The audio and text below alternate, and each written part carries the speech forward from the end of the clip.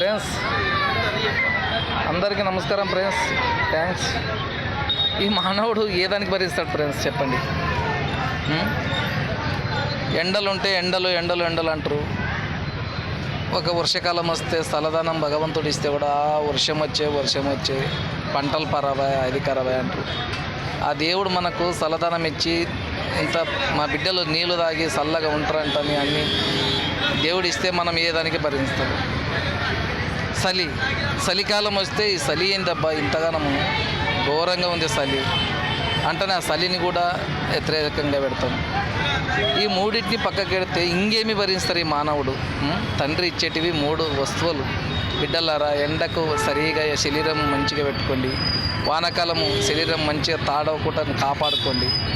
చలికాలము చలిలో ఇది లేకుండా బాగా మంచిగా ఆ వ్యాయామం చేసుకుంటా అది చేసుకుంటా శరీరం మంచిగా పెట్టుకుంటాని 3 కాలాలు ఇచ్చాడు దేవుడు. మనకి ఇంకేమి ఇచ్చాడు?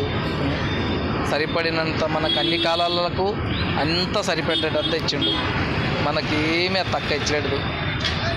ఆ తల్లి మన సృష్టికర్త భగవంతుడు.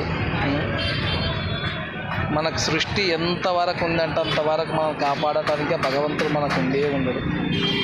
ఎలకాలం ఉంటాడు తండ్రి. మీరు దేవుని నమ్ముకోరు. దేవుని నమ్ముకుంటే అంత సరిగా ఉంటుంది. ఏమీ బాధపడేది అవసరమే లేదు. మనకు తినటానికి తిండి, ప్రాణి పక్షులకు నీళ్ళు, అన్ని వస్తువులు ఇచ్చేటతో అతని మనం ఏం చేస్తాం? ఆయన మనకి ఎవరికి ఇంత తక్కువ. మనం మంచిగా నడవలే చాలు.